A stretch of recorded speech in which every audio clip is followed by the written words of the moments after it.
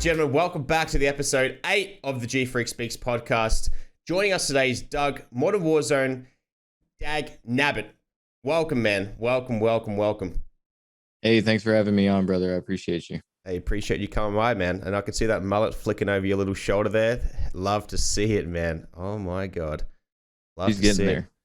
Dude, tell me about everything, man. I've got so many questions. That's why I'm so glad that you came onto the podcast today.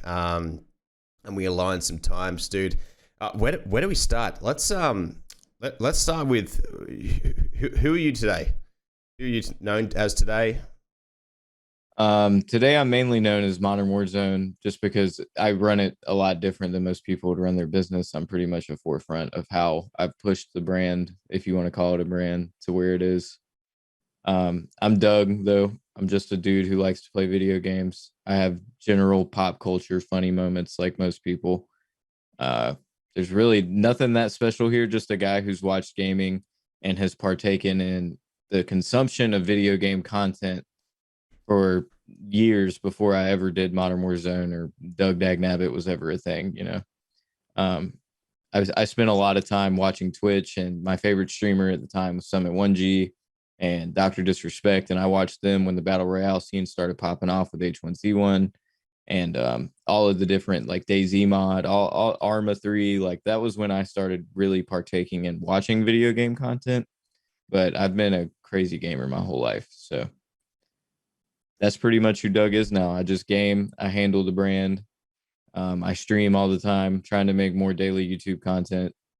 You know, becoming a content creator is not as easy as everybody acts like it is, though, or as easy as I thought it would be. So that's who I am. Just somebody who's trying a little bit of everything to see right where I fit in. As Spider-Man says, just trying to do better. You know what I'm saying? Mm-hmm. Yes, sir. Have you seen that movie? Out of curiosity, no spoilers. I have not seen it yet. Haven't seen it. Damn, dude, you gotta see. If you're not a Marvel person, fair enough. Are you a Marvel person? I am. I do enjoy all the movies. I really do want to see it, but my wife just had COVID, and COVID's going pretty crazy right now, and I don't necessarily want to get it. Yep. At all. Yeah. And it clearly gets people who are vaccinated and unvaccinated the same rate. Yep. I'm not like scared to death of it, but I'm just gonna wait a little bit. It's a big surge everywhere right now. Yeah, so, it seems. Hopefully I get to see it before the new year, because I think that's when like the real spoiler gate, like you're good to talk about it on the internet, in my opinion, after that. So I'm wanting to see it before then, though. I'm sure you can. So I got a few days. Yeah. Yeah. You got, how many days is this? You got like 2 days, man. You got today plus tomorrow and then one more day. Damn, bro. Mm-hmm. You better get to it, brother. You better get to it. So who got you into gaming to start with when you were a child, man? How'd you get into it, or when you were a teen? My father got me into it from my memory. I can't remember exactly like which one came first, me playing GoldenEye with him on the Nintendo 64 or me playing a Game Boy game on the non-Game Boy Color, like the black and white ones they used to have. But I do know that me and him played GoldenEye together and we beat that. And I used to play a ton of Mario Kart and all that stuff. And then he ended up getting me an Xbox after the PS1 and a PS1 at the time. And he let me play Halo. Halo was like my first real, like, I mean, GoldenEye was a shooter. It was rated teen though, but Halo was like, what the fuck is gaming? Like, this is crazy cool. Even my dad thought that game was crazy. So my dad is who got me into it, I guess you could say. I don't think he knew I would take it the way I did though. Yeah, awesome. Hey, did you happen to watch Riley? Yeah. Halo Infinite. Yeah. What'd you think of it, man? It was great. It was just great. It was great. Atmosphere. Returns to lands are great. Like, everybody lost their minds over it because we haven't had a good one in the non-CSGO Valorant like type era in forever. Like, really, there hasn't been a major that people have talked about that has been that big. But that was great. The open format's great for the entire industry. Yep. Watching it from start to finish was great. Even though it's a long tournament, you know, it's a marathon. It's nice to, like, that's the real hard part about competing that people don't understand. It's a marathon. Like, you're playing a game straight all fucking day, whether you get tilted or not. Yep. You have to stay in it. Like, you have to stay in it the whole time. I really, really enjoyed it. I think they have something great going on there. But leagues like Rocket League and stuff, they get it right every time. So I think they have they all have a, and it's also ran by, I do believe, I don't want to misquote who the guy's name is. I think it's ran by Adam Acapella.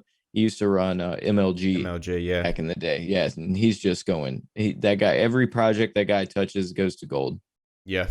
Oh, he understands the community, man, and I think that's what, flipping over to our side of things, that's where the CDL is getting it wrong. I think that when you had the CWL, which was run by MLG and Adam and his team, you had the community participation where you and I could form a team with two other of our buddies, and we could come up against Optic somehow.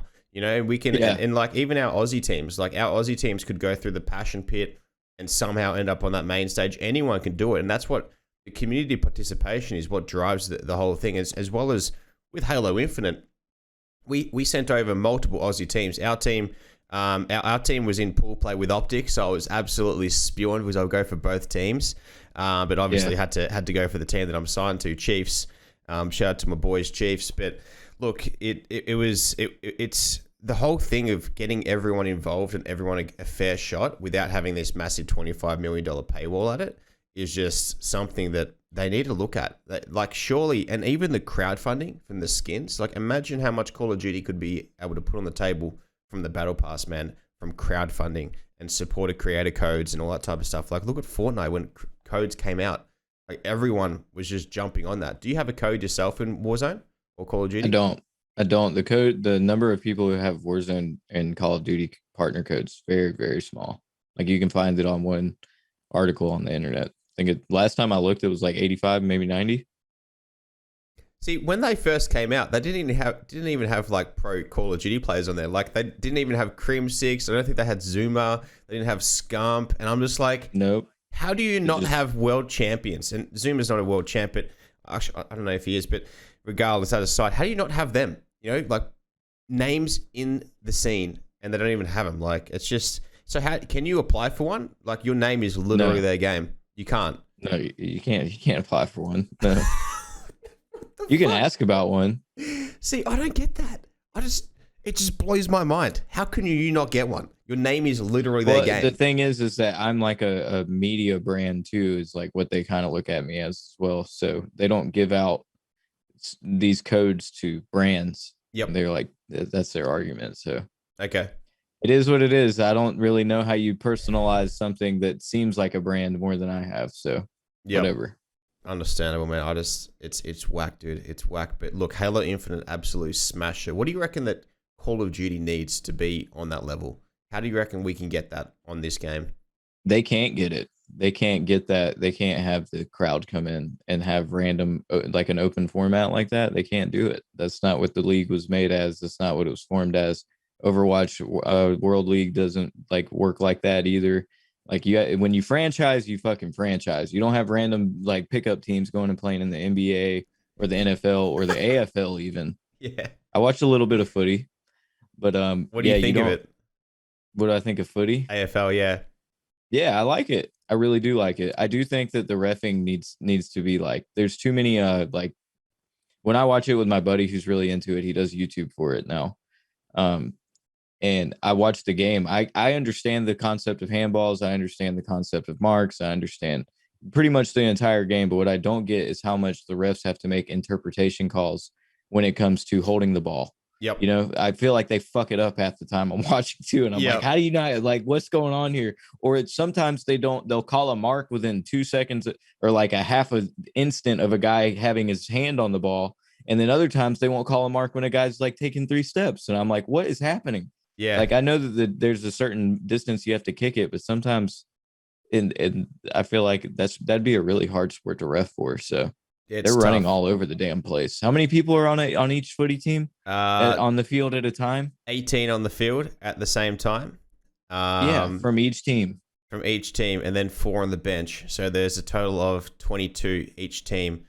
And you have limited rotations. They used to have unlimited rotations. But one coach really exploited that and had fresh players the whole game, and they were dominating. So they put a cap on how many interchanges you can have per game, and then they keep lowering that. So the fitter you have to be, it's just insane. I used to play it myself, not at that level, but at some quite high levels and whatnot. And we had a guy on a couple of weeks ago called Jack Viney, and he plays for the team that won the premiership just this season. So he came Bulldogs, right? No, the Melbourne Football Club Bulldogs Oh, won yeah. a couple years ago. Bulldogs were in the grand final, but they lost. Okay. But yeah, you have to be your cardiovascular has to be enormous. You have to be able to take a hit from when people Yeah, tackle no. you and That's why I jump on don't you. do it. Yeah. Mm-mm. And then you have to be able Y'all to some big boys. yeah, and you have to do some like awesome disposals and stuff. It's kind of NBA players are probably like wider and stronger than an AFL footballer. An AFL footballer is a very slim, athletic, CrossFit looking build. They look massive on TV because everyone looks bigger on TV. But when you see them in person, they're kind of like a regular dude, but really athletic and CrossFit looking. Because you cannot be super muscular like you used to be in the day. Like if you know the positions in the forward line where you kick the goals, you used to be a really big guy, like super muscly, and you only had to run like 20 meters. Nowadays, you've got to run backwards and forwards the whole length of the ground to push and hold the zone.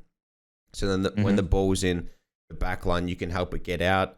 You got to lock it in the forward line and stuff. I know this is probably, I don't know if you understand it or not, but no, I understand. Anyway, I like AFL, the momentum flow of the game. Yeah, you can see when a zone gets broken and counterattacks happen because they happen fast. Yeah, that's my favorite part of watching that. I love how you understand it. Like, how were you introduced into AFL? My good friend right now. We grew up together. He's gotten into it from just watching content on it, and then now they make their own content. It's not, I don't know how else to put this. Two black guys that I'm good friends with, and they started watching it, and then they made a video, and it was like footy from an American's perspective or something like that. Like Americans watch footy, like, or break it down. And I really liked it watching it with them because I play sports with them. I play basketball with them and stuff. I'm very basketball. I played basketball, soccer, and baseball growing up. I know you guys have baseball there, right? Yeah, we do. We have all sports, but it just comes down to the popularity of it. So there's not a ton of people that do it, but yes, there is baseball. I actually went to school with a guy who was a couple years older called something McGrath. He plays for the Boston Red Sox. Oh shit, that dude's a stud then. But that's the only thing. That's the only one person that Daniel McGrath. He plays for the Red Sox in the 1s and 2s and just goes between as a pitcher. So, but look, those sports like gridiron and baseball aren't super massive over here. But obviously, I don't know what the opportunity is, but basketball, it's all here. Basketball is big here. Yeah, I played volleyball as well. I went to school with Ben Simmons too, so you obviously probably know him as well. Yeah, he's a meme right now. Yeah, I know, bro. I know. He's just confident, bro. But AFL, my guys are really into it. They put a lot of time into watching it. Like they watch it all day now. They know all the players by name. They just did a video about I don't remember players by name, so this isn't me being disrespectful. I only casually partake in watching the game. It's like a guy who just retired who had the most goals in history. Ooh, I don't even know. This past year. This past year. Like he just retired after this last grand finals. I don't know. No disrespect to whoever that is. They did something on him, and I really what's it called when they climb up somebody's back with their knee? Specky. See, that's just I think that's what they told me it is. I can never remember that. Specky. Yeah, specky. It's like, think of like spectacles. Like you're taking an absolute, and then they probably would love this if you came to them and said this, but if someone takes a specky, you can also call it a blinder, right? A blinder, like a blinder, an absolute. Like it's just so like that shit looks like it hurt, bro. That's another they just be kneeing people in the back of the fucking head like it's nothing. Just in the jaw. Some people see the scary moments, right? Are the people that run backwards with the ball coming over their head and they run like this because you're watching that and someone's coming from in front of you and you can cop a fucking knee into your chin and just absolutely total you, man. If you look at some of AFL's biggest hits, you'll be able to see that. It's insane. I don't know how people get back up after it. Some don't. Some just have to get stretched off because they're hammered. I think you could call me a blue though. I think I'm a Carlton blue. Hey, I'm a Carlton blue boy too. I've got my jersey in the cupboard, dude. I'm a blue boy. Who's your favorite player? If you know players. See, I don't keep up with it like that, but my buddy that does the content, he's a Carlton blue. and he was Really? saying how they fucking blew it this year. Yeah, dude, we've been blowing it. Like, Dude, we've been blowing it since 1995. That was our last time we won a premiership, dude. So, or a flag, as we like to call it over here. It's been too long, and that was a year before I was born, dude, in '96. So, I'm yet to see a grand final myself. And the Blue Baggers, as we call them, the Blue Baggers. And the song, like everyone always loves to go da da da da da. Have you heard of that? I've heard one of their most watched videos is them listening to all the different songs that you guys play after the games. Yeah. And one of them was like some really old version, and it's just horrendous. I'm sorry, but it was bad. I don't know whose it was. No, it was somebody's song. Yeah, like after they win a game or something, they sing it to their home crowd. Okay. It was atrocious. It had me laughing. Song. I don't know who has it, but I think Fremantle has a bad song. They're purple, green, and white. They kind of have a bad song. Tigers probably have the best song. But yeah, that's insane. How about this, man? I've got an American on the podcast, and we're talking about AFL. You love to see it, dude. That's just I think wild. I understand the sport because like of my time playing soccer as well.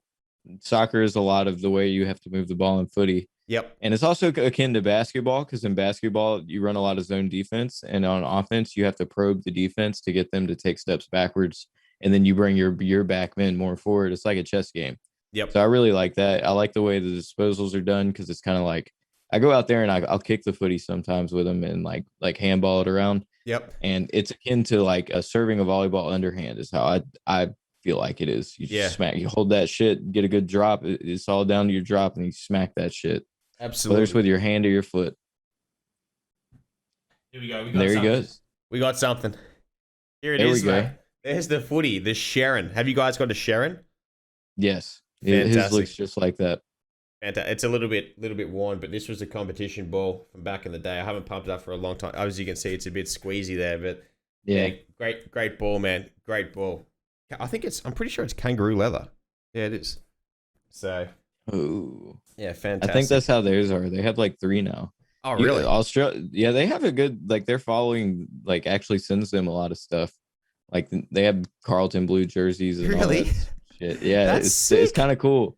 It's kind of cool. They're trying to spread the game over here. There's actually clubs over here that they just got put into. They made their own team and now they got put into like an actual like little league. Really? To go back and forth and play each other home and away here. That is I thought that was really cool. That's a lot of work though. Oh, I don't know if I'd do all that shit. For sure. That's see, they really want me to go play. Yeah, I can imagine. It's a bit scary. I'm not trying to get hurt, bro. I'm not trying to get hurt. Broken ribs and ACLs, man. If you want to be, I guess that you got to think about the passion and the fun behind it. Apart from the injuries, because I know that I was a person that was very hard with how I hit people and all that type of stuff in the game. Not punching, but how I hit people. But you just can't think about the injuries and the outcome. Otherwise, you kind of get injured, if that makes sense. It's kind of one of those things. So it's like when you go for a tackle in soccer, or like a layup in basketball. You just can't think about that shit. You just it's like the same way in basketball, though. You have to like, if I were to like pick it up and play with them around here, I would be playing with people who aren't natural to the sport and haven't been exposed to the sport enough to know how to properly play it. And when you play with somebody like that in basketball, even in volleyball, some people will go under or into the net when you're jumping, and that's an immediate like ACL tear. I've seen it happen. Yeah. And like when you notice those type of players, you kind of have to like step back and think like, oh, do I really want to like even try around this guy, or I just want to get rid? To me, at least, but I play like a bitch, so I'm not trying to get injured. I go out to exercise and have fun. Yeah. Footy seems like a lot of fun though, but we have in America, like I think you called our football gridiron. Yep. Yeah. Well, in gridiron, we have like where you'll go play, but it's flag. They'll have a flag on them. You have to rip the flag off. Like I could see myself doing something like that with footy. Yep. And having to dispose of the ball before the flag gets ripped. I could see myself doing that. Oh yeah, man. I'm only like a $130 though, bro. I'd get fucking broken. I'm saying. What's your height and weight, if you don't mind me asking, bro? I'm 5'7", 130 pounds. 5'7". I think I'm 6 foot, and I think I'm 200. Yeah. Yeah, you look like you got some meat on you there. Yeah, got a bit of meat. stretching out the Modern Warzone shirt. You know what I'm saying? Hey, Yeah, that's a dope. funny segue with this shirt, right? I won this shirt. I was at a PAX, and it was a couple of years ago in 2019. And you had to go flawless in like when 2v2 came out for Modern Warfare. And so you play Gunfight. gunfight. Oh, yeah. So you play gunfight with some random, and they sucked. And I was carrying, so you had to go flawless and win. And I was carrying. I ended up dropping 20 kills because it went to a round 5 and stuff. And this person was just such a burger, bro, with the lot. They sucked. And then there was another game where I nearly won 2. You have to win and go flawless. So if you win, you get a shirt, and if you go flawless, you get a shirt. So I nearly got 2 shirts in one game. But that was sad. But anyway, segueing from that, I just want to say, what are your thoughts about Warzone right now with the new map and whatnot? I think that the map is really going through. I think that we're just in like a excuse my language here, but a clusterfuck. It's like everything that could go wrong is going wrong. Yeah. And it's all at the same time. So they have the ongoing lawsuit with the state of California, all that stuff, all that bad publicity, which rightfully so, I might say. Yep. And then you have Raven that just let go of, I think it was originally supposed to be like 18 to 20 of their QA workers who allegedly were moved out to go work in that place. And then now they're just, up, like they just got done moving there and they're basically being fired. Like that would suck. But they're on strike. A lot of them are on strike. So there's basically no QA right now. And they're doing an update every day for the holiday event. And then there's this bastard Krampus running around who's just ruining everything. There's a lot wrong going on, but it's also just a bad timing for it all. You have the lawsuit combined with the strike, combined with brand new map, combined with insane bugs on console, combined with audio issues, combined with planes, combined with it's just a lot. And people are starting, and combined with a ton of bushes, poor visibility. It's just a lot that's combined all at the same time without actual fixes going out right now because the studios are on holidays, rightfully so. They always get Christmas off. It's a yearly thing for them. And they deserve that time off. I'm not saying anything negative about the people who actually work on video games because I understand it's hard. But it's just everything possible that could go wrong is going wrong right now. And it's a very bad time on social media about it. Yeah. But once they start getting these things fixed, which they really need to focus on console before they do anything for us on PC. And they need to fix Modern Warfare. People paid money for those games and they're really mad that they can't even play that game right now. Most of them. It's crazy everything that this update broke. But once everything's fixed, I think we'll be in an okay state. I think we'll still stay around the flowing rate that it had been in Verdansk. It all just depends on how things go with Activision and all of the other moving parts moving forward, as well as the COD Pro League people are not happy at all about the state of Vanguard. No, they're not. They're definitely tiptoeing around that, walking on thin ice, obviously, because we know that there's a lot of fines that go out, which I understand, but at the same time, there should be a point where they can vent to the actual developers and say, hey, we need to fix this, this, and this. Just hear us out, please. Like every year, we ask for a ranked play. We ask for communication and transparency between the players, coaches, and the actual game developers. And we ask for just a good time, and they just don't want to. They just don't want to listen. And it sucks. Like the passion that these people have. If they didn't care, they wouldn't. Scump would have retired. Cream6 would have retired. Playster would have retired. You know what I mean? Like they've already lost Karma. Yeah. Karma doesn't want to be part of that shit. Same as Formware. They're like, fuck this game, man. This it's chalked. And these guys are still around because they love the passion of competing. But slowly, the game itself is actually driving legends like that away. And once Scump, Crimp6, Clayster, once they go, who's around? No offense to the other guys, but no one has the brand that these guys have. Everyone knows Scump. Even though, like, when Scump won the 100,000 solo dolo tournament, people were like, who the fuck's that? Because some people only just play Warzone, and they're like, who's that? And they're like, oh, well, he couldn't have gone to a better person to win because it exposes the COD League even more. And you see his following and, the brands that he has locked in, and you're just like, wow. Yeah. They're really, I think that it's more, and this is the entire thing is up to subjection because we don't know what happens behind the scenes. But we do know that players do not, especially the pros, feel like their voices aren't really heard. They're not a priority. And the fact is, they aren't a priority. And I think a lot of them understand that they're not going to be the main priority because of how this game sells to casuals now. And it pretty much always has. But now they're a franchise league. They've made promises. They've done this. They've done that. They just don't feel that when they do tell developers anything anymore, it's even going to matter. So they stop telling them things. And then the developers hear about it on the outside. Or the other alternative is that these devs understand and they do know and they do want to implement these things, but their resources are told to be allocated separately by Activision because Activision controls everything. Yep. Activision is controlling what earns them money. SBMM, like people barking up the wrong tree when they complain about certain things like that. I guarantee you that if you went and talked to a developer, somebody who works for COD League, they'd tell you exactly what the game probably needs to have. Yep. And I think now whether or not that's what they're allowed to work on, yeah, never know. I know, and we never will know. I'm surprised that no one that's been let off has just blabbed their mouth. Like, what the hell? It's weird. It's like they're on gag orders, bro. It's weird. You really don't want to mess with a company that big, man.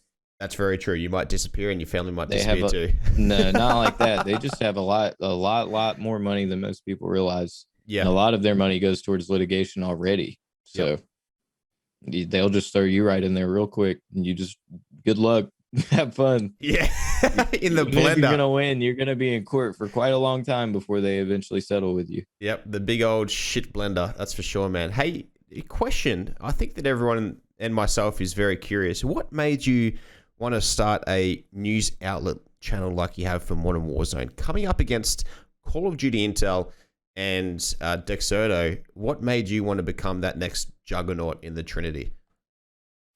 It wasn't even really like that. Like, okay. I mean, this could go deep if you want it to go deep, or it could be shallow. What do you want it to be? Go for it, mate. Whatever. All right, so it really just started one day. I originally started as a leaker and somebody who had information that just different that provided value. And whether or not people chose to believe me was up to them, but I always laid out my evidence. I always laid out why you should believe it or why you shouldn't believe it, both in the same thing.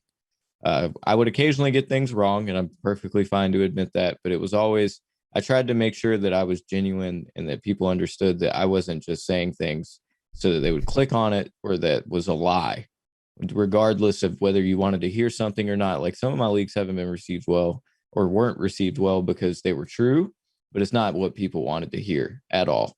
You know, like it can go either or, but I always tried to start off like that. But the way I truly started was just by being somebody who consumed content on Reddit, who was on the original, like the Modern Warfare Reddit, where everything was discussed about the game. Gunsmith brought me to a place like that. I was trying to make sure that I had the best builds and was doing the right things.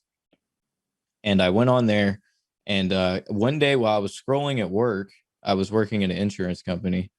I was scrolling on my desktop at work on Reddit, and I saw a thread that said Call of Duty Battle Royale is real or something like that. And then it was an image, and the image was the actual eventual cover art for Warzone. Yep. So I saved that picture and took that and went and tweeted it on my personal Twitter, which I don't have it anymore. I got rid of it. It was from when I was like 15 when I started that thing. So I got rid of it a while back. But I went on there and I tweeted and tagged all of my buddies I played Xbox with at the time and said, "Yo, look what's about to happen. This is for real, for real." And then the next day I woke up not even thinking much about it because it was just like I saw something, told a couple of buddies. I wasn't like going and screaming it from the hilltops. But I woke up the next morning, and that Reddit post had been taken down. That ended up being the eventual person they sued for that. But Ooh. Yeah, who the author of that post was, I just happened to scroll by it that day, and I ended up waking up to an email that was my first ever DMCA takedown, and it was on my tweet. And in the email, they have to like list the company they are, the company they're representing, and why they're taking your content down and what you did wrong. And it showed the picture, and then it's had in the trademarked or copyrighted product that you're infringing upon. They have to tell you what the fuck it is. So it said independent title Call of Duty Warzone. And I was like, yo, I was like, yo, this is real. Yeah. This is really real. Yeah. So they essentially snitched on themselves. It was also in the email was the links of everybody else's tweet they had taken down with the same image. It was like 53 other accounts. And I like went and looked at them and I was like, yo, these are all big people. I was like, oh, what the fuck? And I went on the Reddit, the Modern Warfare Reddit, and I made a post talking about it, showed the proof that it was copyright infringement and that the title was going to be called Call of Duty Warzone, because the leak thing didn't have Call of Duty Warzone right where Ghost is on the helicopter. Yeah. It was just him standing there. So when I did that, that post blew up because you weren't allowed to talk about Warzone on there yet. It was only considered like a thing that was rumored. And this was like in early February when this happened. So a whole month and a half before the game came out. And then I had to make my own subreddit because you couldn't talk about it on there. So I put that in the post eventually. And then I got it like 1,000 people over there in like a week. And then that shit started blowing up.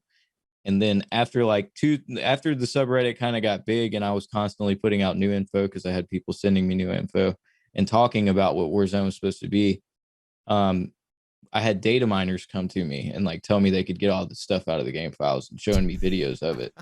And they sent me basically the whole block list of like everything they had. And I remember I had to get up for work at 6 a.m. the next day, but I stayed up till like 2 a.m. that night, or like 3 or 4, like compiling every single thing that had the Warzone hash line in it and putting it there. And then I made a mega thread of it. And it's still there.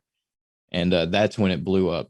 Like I had every single thing, like what Warzone we thought was going to be was not at all what it was. It had the blackout loot attachment system still in the files. Yep. Like you go pick up, it was just crazy. So that happened. And then I had a real guy reach out to me from the inside and tell me that he saw what I was doing and wanted to like give me more information about it. So then I realized what the release date was. I knew the date and time that they were going to start publishing advertisement for it, which was 24 hours before it actually went live. Yep. Which was pretty nuts. That was hard to explain to people. And it was hard to explain to people it was going to be free. Yep. Nobody believed that at all. And after that happened, I made a Twitter. Like after the subreddit was already past like 10, 20. Like the subreddit was the main focus. And continued to get on like Activision shit list for a while. Kept doing my thing for a long time. And when I made the Twitter, I was just putting out new things. And then one day I got sourced by Dexerto after I'd been interviewed by Eurogamer for them because Activision came and started taking stuff off my subreddit. And I had never seen that happen before. It was all just text that I had written. What the hell? But it was getting taken down. Yeah. Yeah. But yeah, I got interviewed for that, did that, and then made the Twitter. Never expected. I didn't even know who the hell Charlie Intel was. I didn't consume YouTube content like that. Like I specifically just went to Reddit to find things out about video games. And I know that place is full of hate. That was a weird choice of mine, but that's how it all happened. That's where I am today. I didn't really, people think that I went into it with a mindset that I was going to try to do what I'm doing today and to self-promo and make money and monetize. But I never, ever intended that. I had a good job, was making good money. It just happened one day to where when Warzone really released and I was still sitting in my office job and I knew about the Easter egg the day the game launched, like the guy had told me, he was like, yo, there's going to be an Easter egg on the map. Go find it. Be the first person to find it. Like this can be your thing. And I was like, okay, couldn't get off work that day. They wouldn't let me take off. And I was like, all right, this shit's going to have to stop right now. Yep. And then I quit my job like 2 weeks later. Hey, 2 weeks later? You're already making bank? That's good, man. That was my next question. I was going to say, so it's great to see that you've been doing this. It wasn't with any passion to pursue it as a full-time guy. It was just a kid with a passion for a new thing that was coming out, and you were super excited. And that's the coolest blow-up story ever, man. I love that, and I respect that. And I think a lot of people misunderstand that as well. People probably don't know that about you, and I love it. I didn't know that about you either. And I love that. Absolutely love that. People will say I'm still lying about it. That's the main thing. They'll still say that this was always planned. Hey, it's a good lie. Blah, blah, blah. But yeah, no, it really is. I think it's cool too.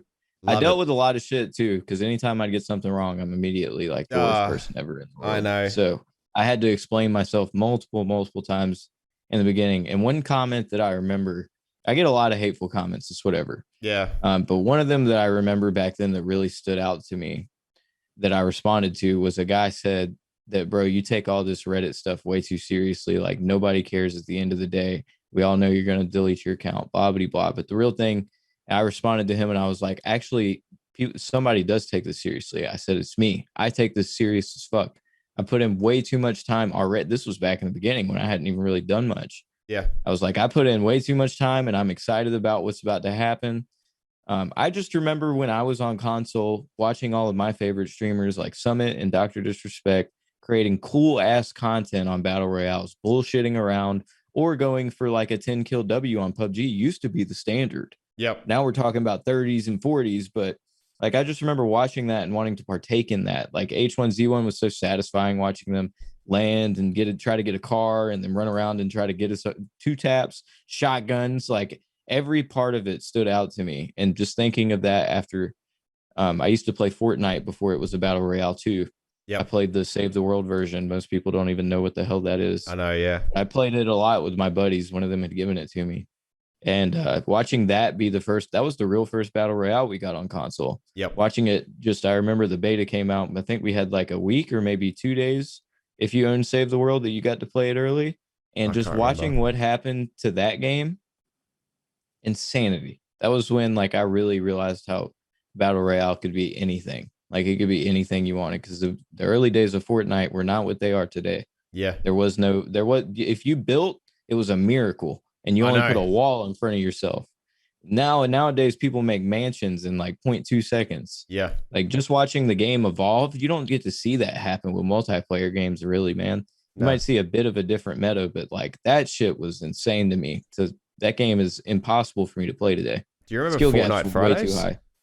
Yes. How good were they? They were the best because it wasn't super like sweaty, but it was sweaty enough. And it was so good. I used to love watching Keemstar's Friday Fortnights. I used to love watching Ninja, Nick Merckx, Dr. Lupo. Like it was awesome. Tifu. That was awesome. Season 0 to 5. And then it started dropping off a bit because the skill gap became bigger. And now it's more of a niche market.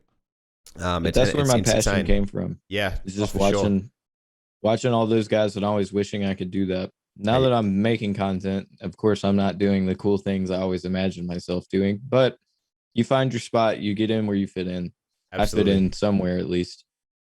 Hey, you fit in with the community, man. We'll take you. We'll take you with open arms. Hey, I got a question. What do you reckon? Do you reckon Halo Infinite will have a battle royale? What do you reckon? I think so.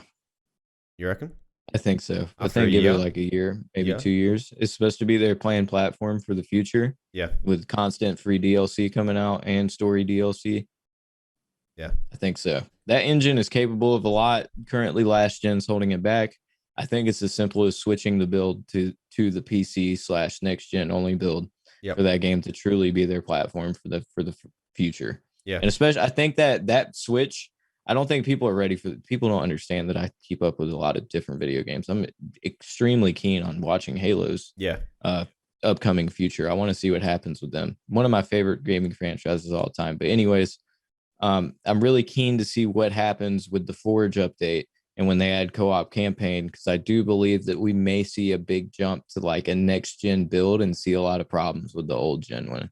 They just needed a good launch for sure. But Forge mode on that game, you can make your own scripts. You can do all types of shit. I've seen it.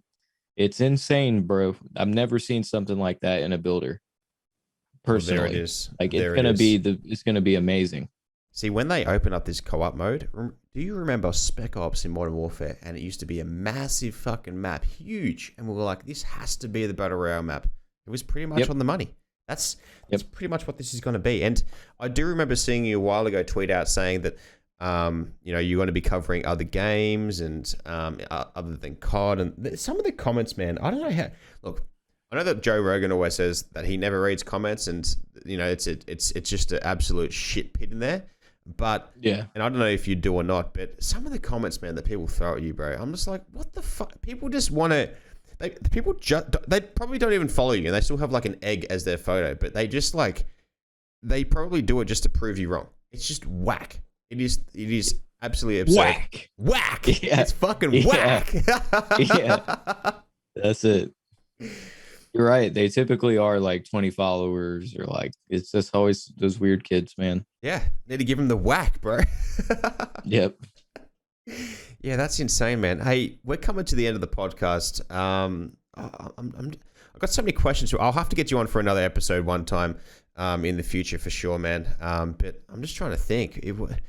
There's one more question. One more question, okay? Okay, so what moment, I know that you kind of answered it before, but what stage did you know that this was going to be a full-time job for you after that like 2 week period? When did you sit down and be like, oh, I don't know if you still live with your parents and whatnot, but what stage were you like, did you sit down with your wife or significant other or yourself and be like, this is going to be it. This is it. The person who helped me build the website, her name is Shayna Turbovsky. If anybody ever listening to this needs somebody to build them a website or do anything for them that involves marketing, you should definitely hit her up. She told me previous to quitting my job in the actual release of Warzone that she saw what was going on with my Twitter and my Reddit. She thought it was the coolest thing ever. She had tried to make a Reddit before, it didn't go well. And she told me I should make a website. She was like, there's actually money in this. Like, you have a name. People are going to know who you are. Or not people are going to know who you are. People already know who you are, so they will come here for your content. And I was like, oh, you're crazy. Whatever. And I also had friends who told me to stream and do this, that, and the other. And I was always like, no, I don't feel like doing that. But she told me, gave me a good long pitch about it the second time, right around when Warzone came out. And I showed the explosion it had because of what I had said, the dates and times. People always said I was lying about being right. She hit me back up and she was like, yeah, we should definitely do this. Like, listed out that she was positive I could still make enough money to do what I needed to do. And it would take a little bit, but we could definitely get this, and that going. And she made the website, showed it to me within like 48 hours. And I thought the website looked like fire. And I was like, oh, this is actually dope as fuck. Yeah. And then I showed it to my wife, and my wife had already thought what I was doing was really cool because she saw the time I put in. I used to do like Discord events. We would do gunfight tournaments every Friday night that I would cast. Like, she saw a lot of effort put into it. And she saw the first day when I came home and said we had 100 Reddit members. Yep. And I was like, this is the coolest fucking thing ever. And now it is what it is today. But she just basically told me that you can really do this. And she made the website. We did it and got sourced for all types of shit. I started just writing. I just spent time writing instead of tweeting out what I was going to talk about. And it's now sourced by Forbes multiple times. It's sourced by IGN multiple times. It's pretty much sourced by every video game publisher who covers Call of Duty in some way, shape, or fashion, which gives your website domain more authority over others and makes it worth more money. It's like I own internet real estate now, and it's only going to increase in value the longer I do this. So one day, eventually, it won't be Doug behind Modern Warzone. That's basically what I'm saying. Yeah. But Doug will continue to live on. That is the idea. You got to get like a DD put somewhere on the website, okay? Just so we know that you were there. You know, you got to leave a little print, have a little photo. And whatnot. But no, I love it, man. I love it. It's a story that's come from passion. It's built on a kid that just loves the game, was excited about what was happening, and the website formed, and you know, now you've got some great views about the game, the direction, the loadout builds and stuff, and it's great to see that you can put a lot of time and effort into helping the community, and the community support you as well. The 90% that do really love you and what you are. The other 10%, don't worry about them. Just give them a bit of a whack and leave them to the side. Whack! Just fucking whack them. But it's great to see that the passion grow into a full-time job. Like, there's other people that are streamers and they go out there, they go really well, and I don't want to discredit them, but they do really well, and then they've got that. But you've kind of done it in a different way and marketed not really yourself, but the game, and you just happen to be there and be behind it, and you were genuinely passionate about the excitement that happened, which is the coolest part about this whole story. Like, it's one of the coolest episodes I've had, I reckon. And I think that a lot of people are going to really understand that. And hopefully follow you and keep up to date with your socials as well, because you can provide some really great insights into the game itself. And as we know, other games as well. Okay, don't be so simple, everyone listening. Okay, we expand. So now listen, I do say dumb shit every now and then, people. I'm not always right. I'm not always gonna give you the best insight, but I'm always gonna try. I think that the reason I do provide value, whether people want to say it or not, or whether this seems egotistical or not, is because I really do try to take the time to understand all perspectives on an issue. Yep. Maybe not before I comment on it for the first time, but if anything's ever brought to my attention that I didn't originally consider, I'll try to like bank that, and I'll try to think about like what that type of player would need while the other player is also satisfied. And I try to like use my platform and my communication with the dev team, and like I can actually let people know them know about changes, and I have had, you know, influence on certain things that happen within the real game. So I try to make sure that I come at them with those takes and not my own. Like people mistake what I tweet sometimes for my own thoughts. Yeah. And that is not true. I'm trying to say what the community is overall thinking, in my opinion. And whether people agree with that or not, and they don't think that they want me to represent them, I'm not saying that I do represent you, but I'm saying that my voice actually has something that can happen. And I'm trying to represent the best of all to those people, not just you, but also the guy next to you who has a very similar opinion, but it differentiates a bit and thinks like, even though these games are shit, like Modern Warfare 2019 was the worst game ever made, which is just straight up not a fact. It's just straight up not a fact. You can hate on the way that game was made and the maps and the gameplay, blah, blah, blah. But the overall most important thing I want anybody who listens to your podcast and thinks about a shooting video game is the most important aspect is that it feels good to shoot people. And in Modern Warfare 2019, it felt amazing to shoot people. It felt amazing to shoot all of the guns. And that's really what gets people coming back. Shit, that's why I played Destiny for so goddamn long. And there was nothing special about that game for a long time. I mean, you really can't. You have to think about things from all types of perspectives if you want to be taken seriously in the gaming industry, in my opinion. Absolutely, man. Absolutely. And look, dude, I love it. Modern Warfare was a great FPS. Yes, there you go. Great not a great Call of Duty. Not great COD. Yeah, that's I can agree with that one to an extent. I'll give anybody that take. Yeah, I think that is probably the part, because Call of Duty is an arcade shooter. The Treyarch games are very, very arcadey and probably a little bit too much. But if Modern Warfare probably didn't have doors and just a couple of, and a regular minimap, it would have been up there, man. But once again, great FPS, fantastic FPS, and that's what we play today. All our fucking hours in Warzone is Modern Warfare. And the doors add to that element of Warzone, and you can understand that game was just a beta for Warzone, because doors in a battle royale are a big thing, and that's what people don't understand. But doors in Vanguard for the competitive guys, and now these destructible fucking walls. What the hell? That we're not playing Rainbow Six. I thought it was a cool concept. I will say, I thought it was a cool concept, and I don't think that destructible environments necessarily have to be the crux that's ruining it. Yep. But the maps just aren't. They're not doing it for the players. Yeah. I can understand that, and a lot of other bonehead decisions going on right now, like that new Lethal. But you're absolutely right. Yeah. It's one of the greatest FPSs to come out and surprise everyone, but maybe not a good Call of Duty if you look at it subjectively.